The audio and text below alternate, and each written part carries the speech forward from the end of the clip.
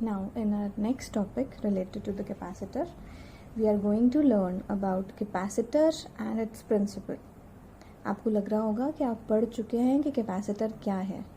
Now इस point को भी हम क्लियर कर देते हैं कि हर एक कंडक्टर जो होता है वो कुछ चार्ज स्टोर कर सकता है, राइट? कोई भी कंडक्टर हो आपके आसपास, कुछ भी ऐसी चीज़ जो मेटल की बनी हुई हो, अगर आप उसको चार्ज दोगे तो it can store that charge. लेकिन अगर हमें उनको इलेक्ट्रिकल डिवाइसेस में यूज़ करने वाले कैपेसिटर की तरह बनाना है तो वी कैन नॉट डू. क्यों? क्योंकि वो स्मॉल चार्ज स्टोर करता है. और प्रैक्टिकलिटी में हम कैपेसिटर कहते किसको हैं? एक ऐसा स्मॉल स्ट्रक्चर, या आप कह सकते हो कि एक ऐसी स्मॉल सी क्वांटिटी, एक ऐसी अरेंजमेंट जो कि बहुत ज़्यादा चार्ज को स्टोर कर सके. बिकॉज हमें स्मॉल चार्ज स्टोर नहीं करवाना. स्मॉल चार्ज तो आप किसी भी मेटल में स्टोर कर सकते हैं. हमें यहाँ ज़्यादा चार्ज को, बहुत लार्ज अमाउंट ऑफ चार्ज को स्टोर कराना है. तो कैपेसिटर होता क्या है?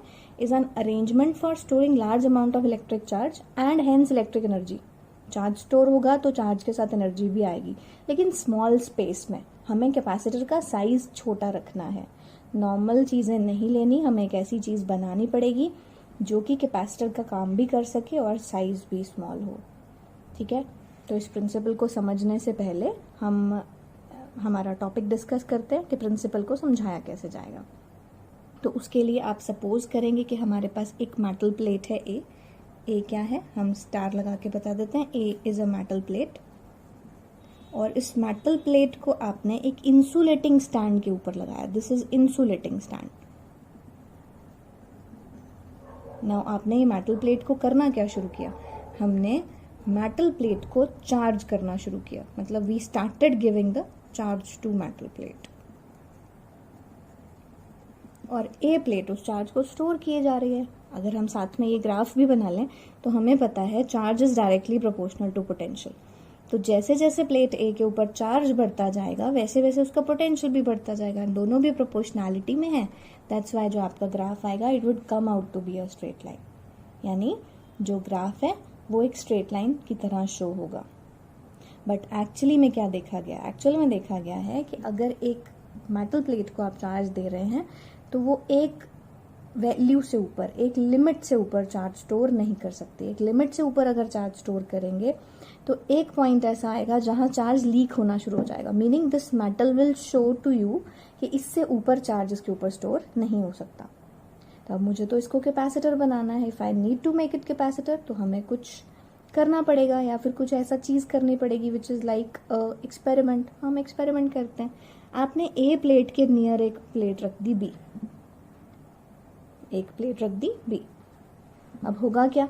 जो बी प्लेट आपने वहां पे प्लेस करी है, तो आप अपने पॉइंट्स में लिखते जाएंगे. अब आपने क्या किया है? प्लेस्ड अ प्लेट ए जैसी ही प्लेट है, plate B parallel to A.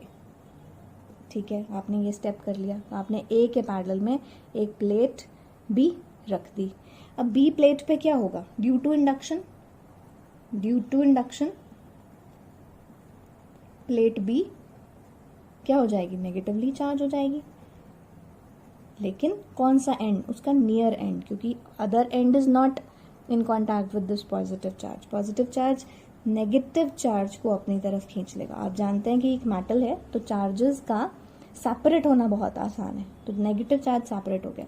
Negative charge separate हो गया तो उसका जो पॉजिटिव चार्ज है that will move on the other side. तो due to induction B plate का नियर एंड, ए के पास वाले को नियरर एंड कहेंगे. Nearer end gets negatively charge and farther end gets positively charge.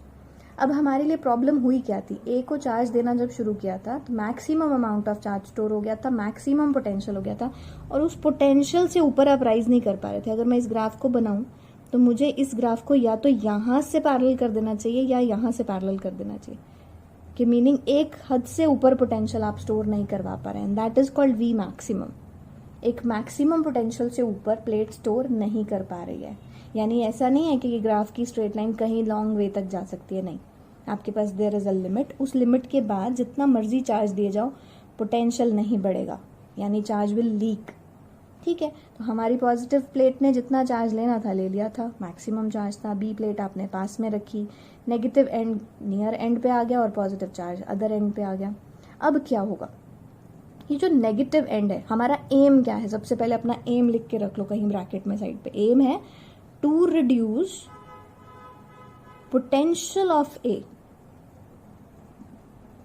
क्योंकि ए को आप चार्ज दे नहीं पा रहे हो क्योंकि वो अपना पोटेंशियल मैक्सिमम करके बैठा है plate A.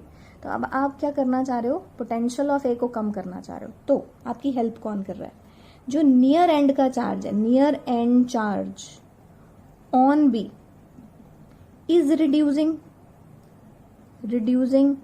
Potential of A, यानी बी के ऊपर नेगेटिव चार्ज जो आया वो मेरा काम कर रहा है, लेकिन but positive charge on farther end of B is increasing the potential, यानी ये मेरे काम से उल्टा कर रहा है, जो मुझे नहीं करवाना था ये वो कर रहा है, is increasing the potential of A. लेकिन दोनों में से ज्यादा सही या फिर ज्यादा इफेक्ट किसका होगा, आप कहोगे नियर वाले का इफेक्ट ज्यादा होगा, but effect of nearer charge is more. और नियरर चार्ज कर क्या रहा था, आपके पोटेंशियल को कम कर रहा था, तो वो क्या कर रहा है, meaning overall potential of plate A is reducing. अब पोटेंशियल कम हो गया है प्लेट ए का, तो आप प्लेट ए को ज्यादा चार्ज बाहर से दे सकते हो। मीनिंग आपका एम क्या था, इसको कैपेसिटर बनाना, मीनिंग मोर चार्ज देना। आपका एम रुका क्यों था, क्योंकि प्लेट ए एक हद से ऊपर चार्ज नहीं ले रही थी। उसके लिए आपने क्या तरीका लगाया, आपने बी प्लेट को उसके पास रखा, उसके नियर एंड का नेगेटिव चार्ज इसका पोटेंशियल कम कर रहा है। पोटेंशियल कम होना मीनिंग मेरे को इंडिकेशन मिल गई कि now you can give more charge to plate A, हमने थोड़ा सा चार्ज और दे दिया।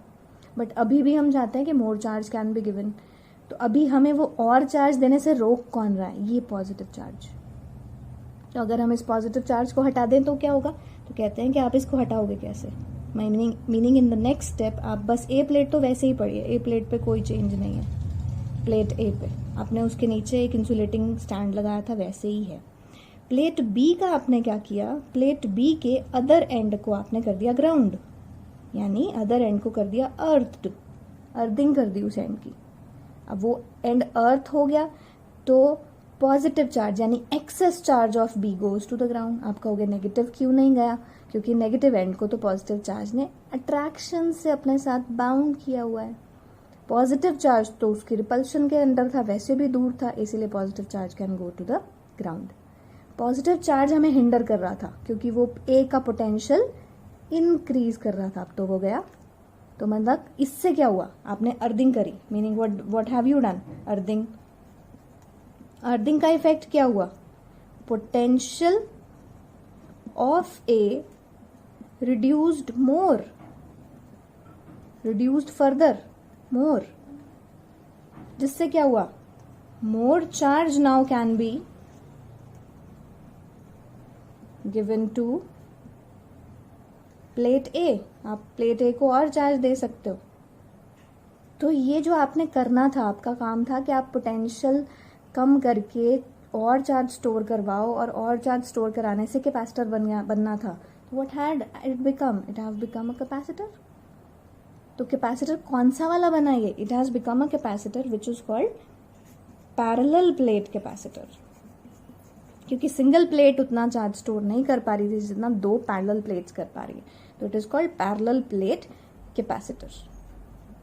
और पैरेलल प्लेट कैपेसिटर में आपका क्या आंसर क्या आया, पैरेलल प्लेट कैपेसिटर में जब भी एक प्लेट के साथ एक और प्लेट बिल्कुल पैरेलल रख दी जाएगी तो it can store more and more charge.